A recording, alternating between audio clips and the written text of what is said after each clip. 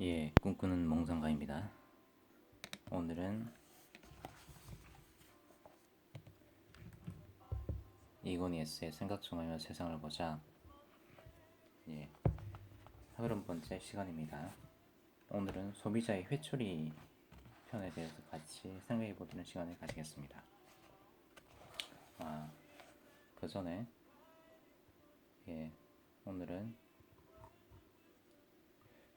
작년 그 무역 수지에 대한 기사를 한번 읽어보겠습니다. 2020년 수출 전년 대비 5% 감소, 무역 수지는 12년 연속 흑자. 지난해 우리나라의 수출은 전년 대비 5.4% 줄어든 5,128억 5천만 달러를 기록했다. 같은 기간 수입은 7.2% 감소한 4,672억 3천만 달러를 보여 12년 연속 무역 수지 흑자를 나타냈다. 산업통상자원부가 발표한 2020년 수출입 동향에 따르면 연 수출은 5.4% 감소했지만 4분기만 놓고 보면 4.2% 증가했다. 코로나19 상황에서도 1분기에 마이너스 1.8%, 2분기에 마이너스 20.3% 등 상반기에는 코로나 여파로 수출이 크게 감소했습니다. 하지만 3분기 마이너스 3.4%, 4분기 4.2%로 뚜렷한 회복세를 나타냈습니다. 총 수출액은 4년 연속 5천억 달러를 돌파했습니다.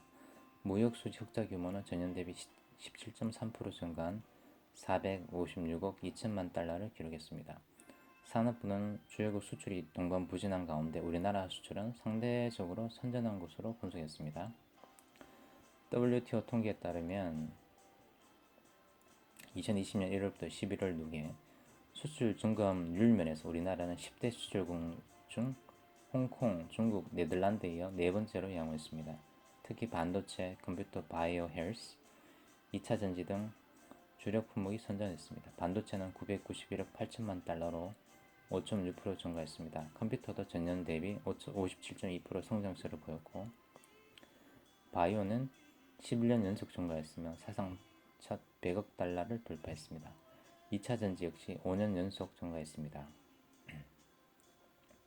시스템 반도체, 진단키트, 친환경차, 전기차 플러스 수소차, 화장품, 농수산식품 등의 신성장 수출 품목 모두 연간 최고 수출 시청을 달성했습니다. 15대 주요 품목 중 반도체, 일반기계, 선박, 디스플레이, 차 부품, 무선 통신기기, 섬유, 컴퓨터, 바이오헬스, 2차전지, 가전 등 실백의 품목이 플러스를 기록했습니다. 반면 저유가로 부진이 지속 중인 석유 제품 마이너스 3.5%, 자동차, 철강, 석유화학은 마이너스를 기록했습니다.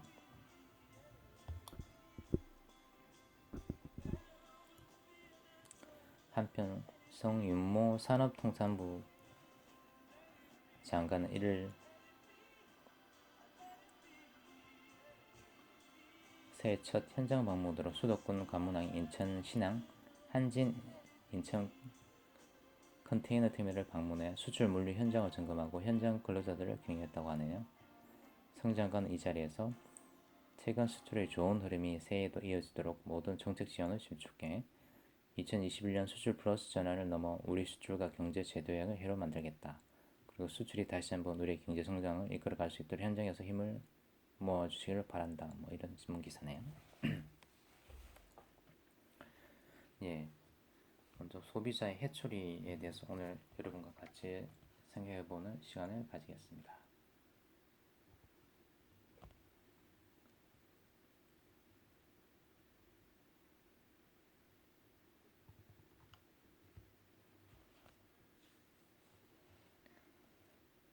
(96년) 우리나라의 경상수지 적자가 무려 200억 달러를 넘어섰다. 20년은 좀 전에 말씀드렸듯이 전년 대비 17.3% 증가한 흑자로 456억 2천만 달러를 넘어섰습니다. 경제 불황의 골이 깊어져 96년 당시에 사회 전반적으로 외제품 손으로 비판하는 분위기가 조성되고 있습니다. 물론 지금처럼 국가 경제가 어려울 때 국민들이 국산품을 애용해준다면 불황을 극복하는데 크다란 도움이 될 것은 분명합니다.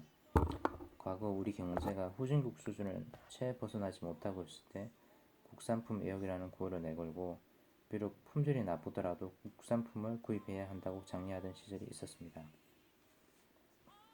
또한 당시에는 국내 산업을 보호한다는 명분으로 수입을 철저히 규제했으므로 밀수를 통하지 않고는 외제 상품을 구입할 방법이 없었습니다. 그러나 이제는 세상이 바뀌었습니다. 세상이 바뀌었습니다.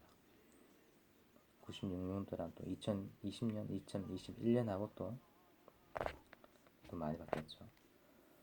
사람이 혼자서 살 수 없듯이 국가나 기업도 혼자서는 살아갈 수 없게 되었습니다. 없는 것은 사오고 있는 것은 내다 팔고 기술을 서로 가르쳐주고 배워가면서 국제사회의 일원이 돼야 합니다.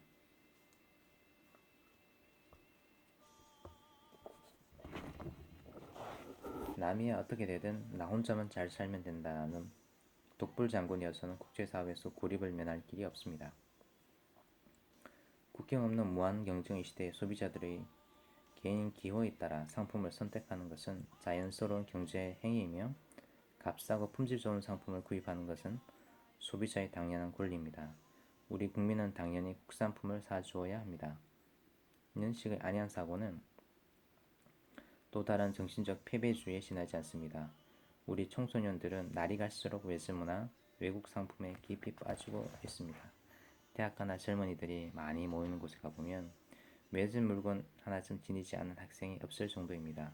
왜 우리 젊은 학생들이 우리 제품을 외면하는지에 대해서는 생각하지 않고 단지 애국심에 호소하여 국산품을 애용하자는 것은 어불성설입니다.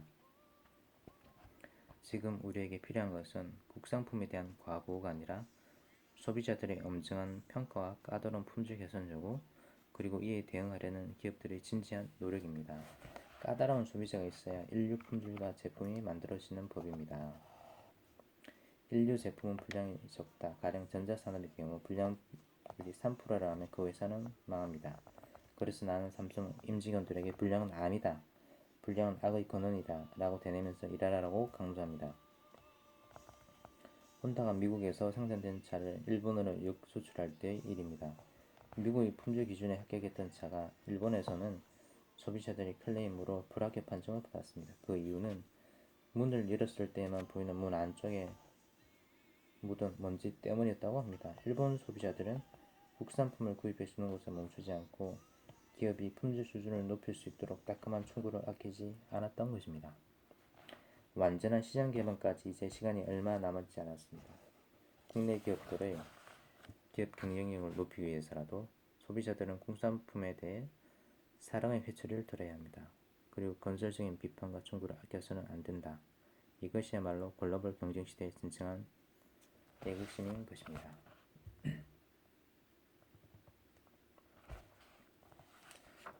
다시 한번 소비자 휘저리 편에서 지금 우리에게 필요한 것은 국산품에 대한 과보호가 아니라 소비자들의 엄정한 평가와 까다로운 품질 개선 연구, 엄정한 평가, 다음 까다로운 품질 개선 연구, 그리고 이에 대응하려는 기업들,